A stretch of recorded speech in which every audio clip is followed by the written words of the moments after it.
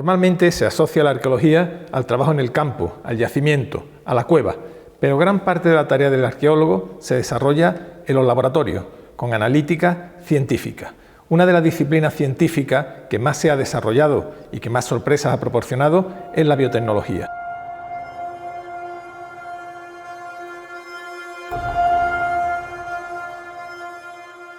Y es en el campo de la biotecnología en el que nuestra arqueología libra uno de los debates más encendidos tras saltar a los medios una sorprendente noticia. Según unos estudios genéticos, hace 4.500 años, la práctica totalidad de los hombres de la península ibérica habrían sido exterminados por unos pueblos esteparios invasores, los yamnayas. Según esta hipótesis, las mujeres peninsulares sí que habrían sobrevivido, mezclándose con estos guerreros del centro del continente. La polémica no se hizo esperar, y un grupo de investigadores y profesores redactó una dura nota que rechazaba los términos en los que algunos de los principales diarios españoles se habían referido a esta publicación.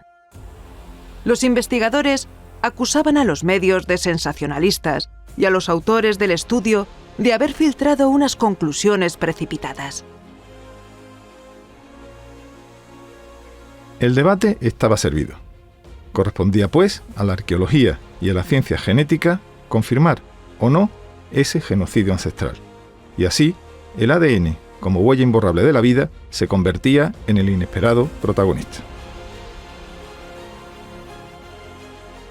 ¿Es el ADN una herramienta suficiente para explicar la evolución humana? ¿Realmente pudo haber una sustitución de población de ese nivel a comienzos de la Edad del Bronce? Veamos a fondo la dialéctica arqueología-biología molecular. En la península ibérica la información que tenemos es un poco, como sabéis, bastante problemática. En todo caso, hay mucha menos proporción de ADN o de estépico, que llamaríamos, de linajes estépicos. Parece que hay mayor continuidad de población local, pero luego hay esa hipótesis tan controvertida y que a mí no me gustaría comentar porque me parece que es precipitado hacerlo, de que los varones eran yamnaya, eran gentes de fuera que se quedaron con las mujeres locales. Yo creo que de momento lo que está aportando la genética es una información muy relevante para saber que tenemos que cambiar de paradigma. Arqueología y biotecnología se relacionan en una paradójica simbiosis que permite que la ciencia que mira al pasado, la arqueología, camine estrechamente de la mano con la ciencia más vanguardista como es la biotecnología.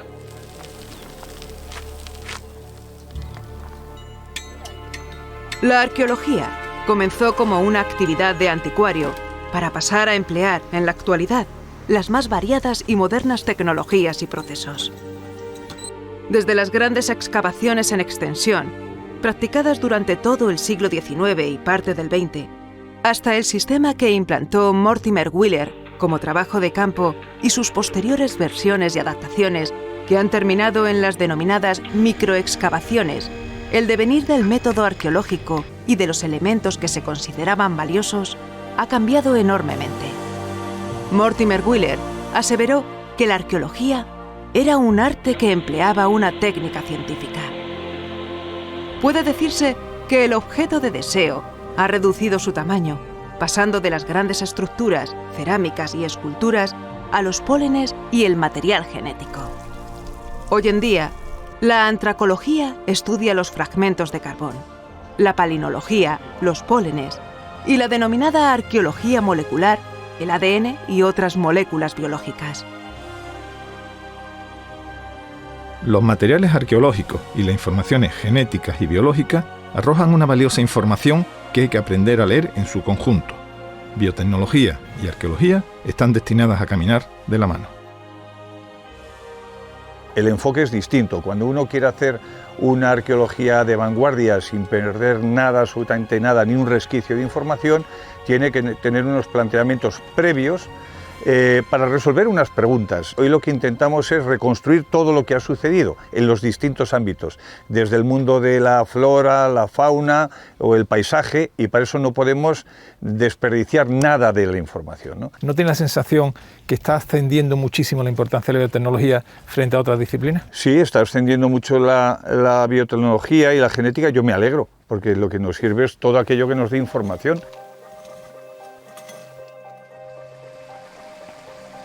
Los pasos preliminares de una excavación son fundamentales para todo el proceso científico. Los arqueólogos tienen que desentrañar el porqué de la ubicación de los yacimientos y para ello en muchas ocasiones tienen que aprender a leer el paisaje que determina y condiciona la ocupación humana. Nos trasladamos al siempre sorprendente yacimiento de Atapuerca. El equipo que investiga los yacimientos paleoantropológicos de la Sierra de Atapuerca obtuvo un éxito sin precedentes al obtener ADN, primero mitocondrial y luego nuclear, de restos humanos de la cima de los huesos con unos 400.000 años de antigüedad. Se trató de un hito sin precedentes. Nunca antes se había reconstruido ADN tan viejo para poder obtener información de él. La población prehistórica de la península ibérica comenzaba a caracterizarse genéticamente. Los descubrimientos arqueológicos y los estudios genéticos permiten que nos adentremos en el arcano de nuestra evolución como especie, desde nuestros cercanos neandertales, pasando por Denisova, en Rusia, hasta Filipinas. En Indonesia, el llamado Hobbit, el hombre de flores, posee numerosas singularidades. El hombre de flores, que pudo extinguirse hace unos 18.000 años, es uno de los casos en los que la ciencia necesita un mayor arsenal de recursos para su resolución. Para empezar, hay restos humanos de varias cronologías, algunas muy antiguas, y además hay que explicar cómo la insularidad pudo afectar al tamaño de los animales. En el caso de Flores, se ha calculado estadísticamente que el Homo erectus, que habitó en primer lugar la isla, pudo convertirse en otra especie, en el Homo floresiensis, en unas 280 generaciones, que son unos 4.000 años. Este tipo de herramientas de cálculo, estadísticas, basadas en el empleo de inteligencia artificial, están resultando revolucionarias. El panorama de la evolución humana y de las diferentes hibridaciones, gracias a los análisis de ADN, está dando resultados inesperados. Las ancestrías se están determinando con mucha exactitud y a veces ofrecen resultados que no casan con las hipótesis principales.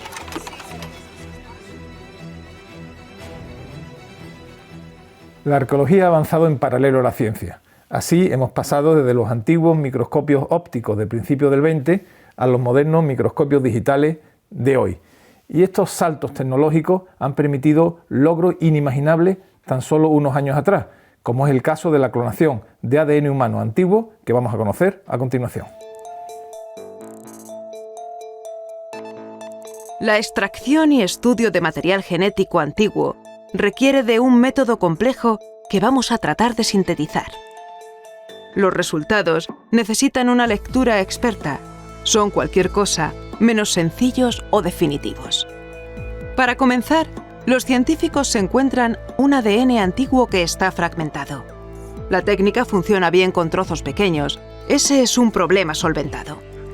El ADN se separa y se le colocan unos adaptadores en los extremos.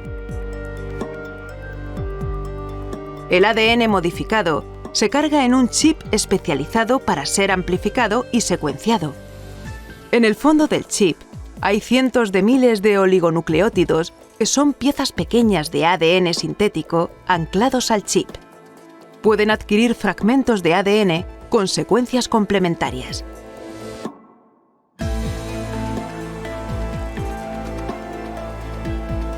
Cuando estos fragmentos se han unido, comienza una fase llamada degeneración de clúster. Con este proceso se consiguen aproximadamente 1000 copias de cada fragmento de ADN.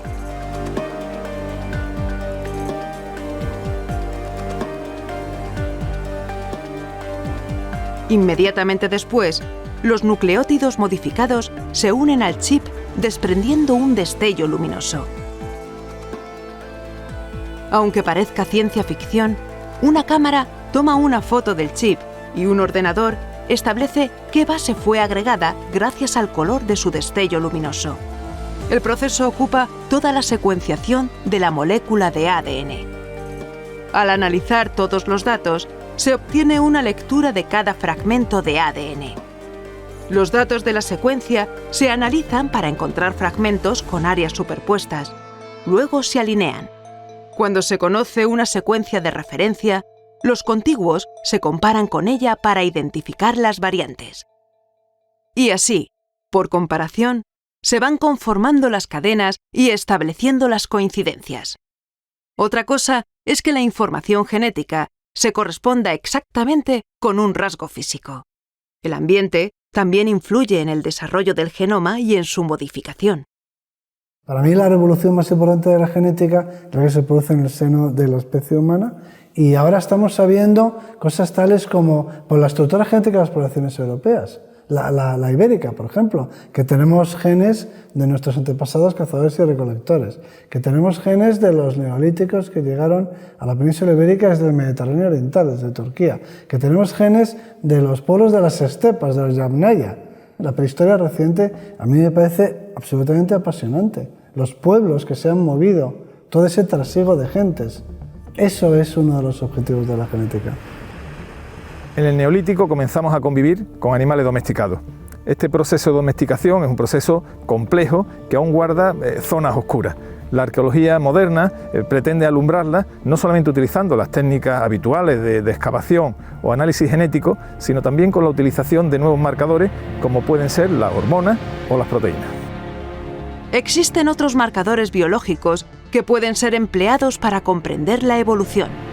Por ejemplo, los procesos de autodomesticación y domesticación pueden estar directamente relacionados con algunas hormonas como la testosterona. Menores tasas de esta hormona influyen en la disminución de la agresividad. Los humanos tenemos muchos rasgos que compartimos con las razas domésticas, por ejemplo de perros o de ovejas, de vacas. Compartimos con ellas muchas características, entre otras la reducción del tamaño del cerebro. Es decir, que el cerebro humano actual es más pequeño que el cerebro de los cazadores y recolectores paleolíticos. Pero no solamente eso, sino que las razas domésticas con respecto a la especie ancestral presentan cierta infantilización. Es decir, que tienen un complejo de características infantiloides, podríamos decir así, también en la conducta, conservan el interés, conservan la capacidad de juego, etcétera, que nos recuerda mucho al ser humano. La especie humana es muy infantil de aspecto comparada con las anteriores, ¿no? Y además somos mucho más sociables, como los animales domésticos igual. Entonces tenemos todos los rasgos de una raza doméstica.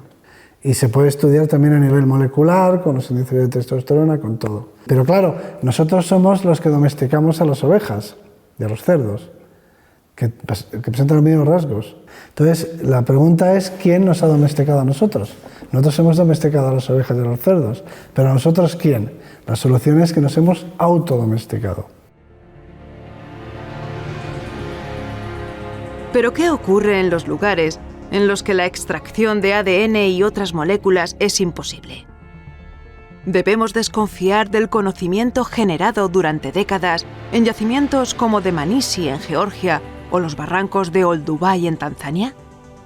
La antropología y la arqueología tienen infinidad de métodos fiables para determinar el tipo de población que habitó un espacio concreto en un momento determinado y su comportamiento, su etología. Se puede inferir el grado de inteligencia gracias a las cadenas operativas en los trabajos líticos o en el despiece de un animal. El ADN es un vector importante, pero no el único. El Neolítico peninsular aún mantiene muchos interrogantes por resolver. Esta revolución tan importante fue debida a cambios de población, vinieron pueblos de Oriente, es una evolución cultural, tiene una base autóctona. La arqueología debe responder a estas preguntas y lo hará, como lo ha hecho tradicionalmente, con la excavación y también con las modernas técnicas de genética de ADN que tienen muchísimo que decir al respecto. Antes de enfrentarnos a lo que pudo suceder en el 2500 a.C. con los pueblos de la estepa, debemos echar un vistazo al Neolítico peninsular que está empezando a ser desentrañado, con excavaciones como las de la Cueva de las Tinajas en Alozaina, Málaga, o Coro Trasito en Huesca. Se va viendo cómo las altas montañas no eran un obstáculo insalvable para las poblaciones que iban llegando a Iberia, o llegaban solo sus modos culturales.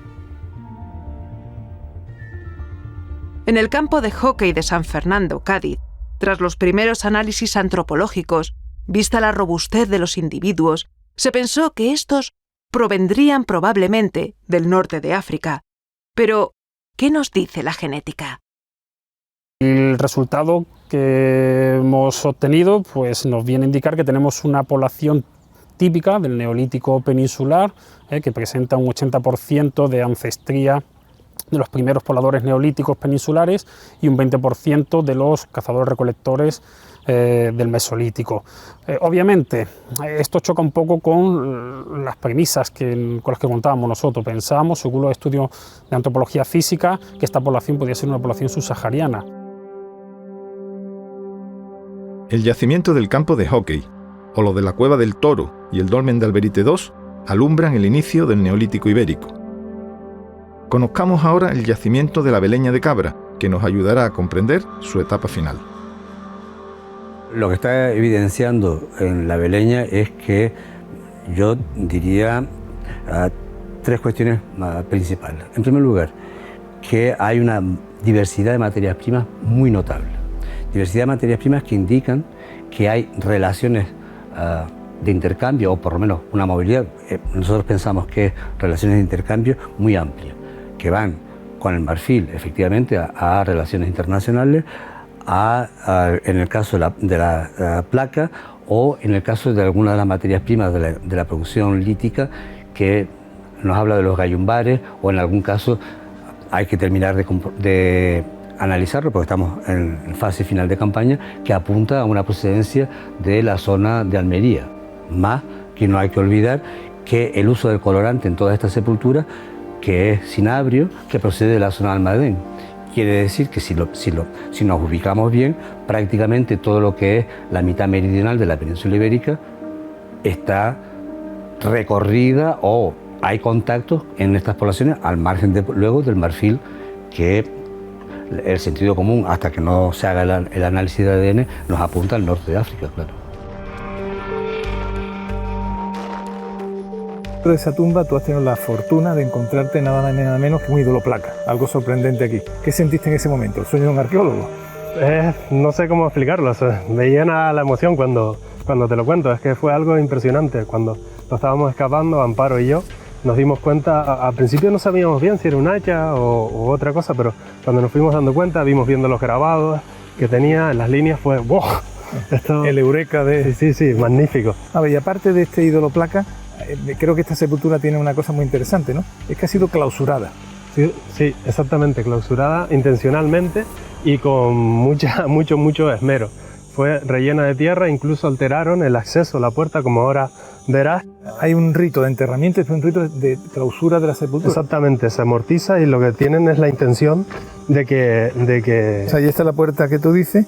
Esta es la puerta, se encaja en esta zona de aquí, lo que prueba que hubo una intención clara de romperla cuando se clausura o se amortiza esta sepultura con todos los restos humanos en su interior.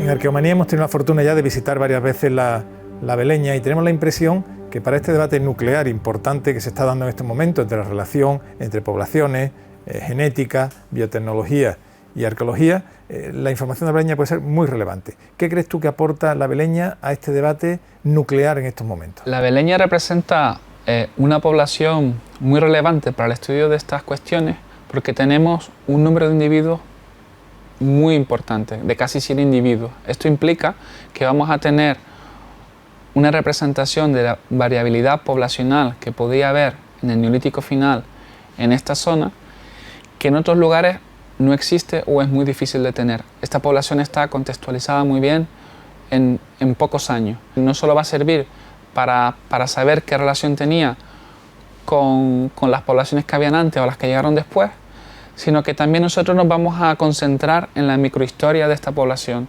Es decir, vamos a investigar si la población de la Beleña era local o si venían de otros lugares. Además, vamos a saber quiénes eran los que viajaban, si eran hombres, si eran mujeres, si eran ambos. Y además también vamos a poder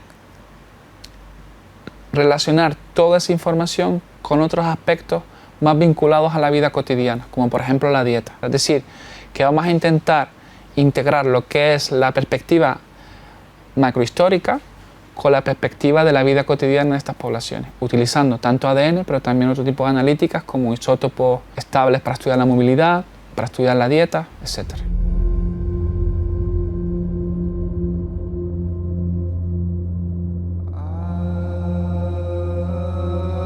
Sobre el yacimiento sevillano de Valencina de la Concepción están corriendo ríos de tinta. Allí también se han reconstruido digitalmente los espacios funerarios y allí también se está aplicando la arqueología científica para averiguar, entre otras cosas, el origen y tipo de población que lo hizo posible. Lo que tenemos que tener claro es hasta dónde podemos llegar con la parte del genoma que hemos recuperado o cuánta información tenemos para decir algo. Esta señal de la estepa, que algunos llaman Yamnaya, pero que directamente no es la población Yamnaya la que llega a Iberia, ni mucho menos, la empezamos a encontrar en la península ibérica asociada a algunos contextos de cerámica campaniforme. Pero, por ejemplo, en el resto de Europa, la correlación entre cerámica campaniforme y este tipo de ancestría de la estepa la encontramos al 100%, es decir, todos los individuos que están asociados al campaniforme tienen esta ancestría fuera de Iberia. En Iberia es algo diferente. Tenemos individuos en contextos campaniformes que ya aportan esa señal y otros que todavía no.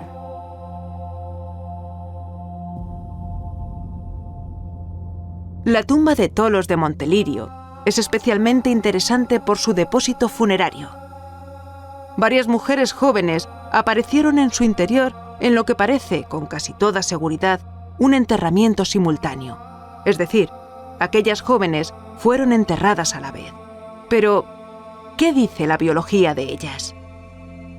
Uno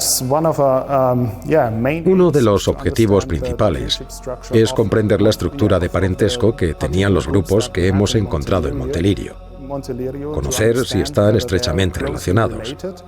Todos los humanos estamos relacionados, pero queríamos averiguar si hay familias de primer, segundo o tercer grado y por qué la gente fue enterrada junta en la misma tumba o en estructuras funerarias.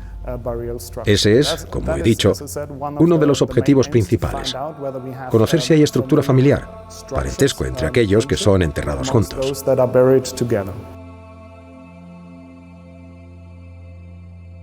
Tal vez las gentes nacidas en el gran sitio prehistórico de Valencina fueron a buscar su última morada a Perdigoes, en Portugal. Lo que los isótopos nos dicen es que una gran parte de las personas ya analizadas en Perdigoes no son de aquí. No nos dice dónde son, dice que no son de aquí. Por los valores de estroncio que tenemos, podemos decir que algunas de estas personas son de zonas, tendencialmente zonas litorales, porque tienen valores de estroncio normalmente más bajos. Son de una región envolvente, más amplia, e incluso pueden ser de Lisboa, por ejemplo, o de Valencina. Y de Portugal, concretamente del estuario del Tajo, parece que proceden los primeros individuos de la cultura que se conoce como la del vaso campaniforme, nombre que proviene del tipo de cerámica novedosa que empleaban y que usaban de manera codificada. Esta bellísima cerámica campaniforme fue hecha durante la Edad del Cobre. Desde este calcolítico hasta la Edad del Bronce, donde fue realizada esta soberbia copa argárica, algo muy importante ocurrió en la península. Y este cambio no solamente tiene una raíz cultural, existen teorías que también afirman que ocurrió un importante cambio poblacional. En el Museo Regional de Arqueología de Madrid, en Alcalá de Henares, se ha celebrado una magnífica exposición sobre esta cultura. Multitud de piezas de diferentes museos europeos se han reunido por primera vez para ofrecer una visión actual y de conjunto de este fenómeno cultural y demográfico. Su comisario, el arqueólogo Germán Delibes, nos habla de ella. Los prehistoriadores británicos ya toman nota de la existencia de este tipo de vasijas a comienzos del siglo XIX, pero hay un momento, sobre todo en el último tercio del siglo XIX, en que se pone muy de moda el tema, porque se están realizando hallazgos en Portugal, los primeros de la península ibérica, en diversas partes de Francia, en el Reino Unido ya se conocían. Y a partir de ese momento pues empiezan a hacerse los prehistoriadores la pregunta de a qué responde que haya un mismo elemento común en un espacio geográfico tan amplio. Un geográfico tan amplio porque va aproximadamente desde el Vístula en Polonia hasta Escocia y las Islas Británicas en general, y desde el sur de Escandinavia hasta el norte de África, incluyendo las islas del Mediterráneo central, ¿no? Y eso es lo que da pie a la discusión de las famosas teorías del vaso campaniforme, si son un pueblo que se extiende por todo este espacio o si hay otras razones que justifiquen esta uniformidad cultural. En el primer momento únicamente la cerámica campaniforme, la llaman indistintamente campaniforme y caliciforme, y se habla de una vasija campanada que está decorada de manera muy abigarrada por prácticamente todo su exterior, que los motivos recuerdan un poco a los del tejido, y se empiezan a documentar muy particularmente en Francia, luego aquí en la península ibérica, en la península de Lisboa, por Odez I, luego en Cienpozuelos, pero no se acaba tomando nota de que va asociada a otros elementos culturales hasta bastante tiempo después. Va a ser ya en el siglo XX, a mediados del siglo XX, cuando se empieza a hablar del set o del package campaniforme, que son esos otros elementos que se le asocian y que pueden ser los puñales de lengüeta, las puntas palmela de cobre también, los pequeños adornos de oro. Carlas Lalueza participó en el estudio de la polémica, aquel del que hablábamos al principio, aquel que afirmaba que los varones de la península ibérica habían sido sustituidos por otros. Su marca genética ya no volvía a verse después del 2500 a.C. aproximadamente. Eso se corresponde con el final de la Edad del Cobre y el comienzo de la del Bronce. Por tanto, yacimientos como la Bastida de Totana en Murcia u otros argáricos, o los del Bronce valenciano, incluso los últimos pobladores del segundo milenio del entorno de Valencina de la Concepción, deberían mostrar la marca genética esteparia y también su influjo cultural. ¿Son así las cosas? De momento, la arqueología y la genética son dos vías paralelas. Que se crucen o no, quizás sea cuestión de tiempo. Hemos comprobado cómo la arqueología cabalga sobre una hermosa paradoja, pues alumbra los secretos del ayer con el foco potente de las técnicas vanguardistas de hoy, lo que hace de la arqueología una ciencia tan compleja como hermosa.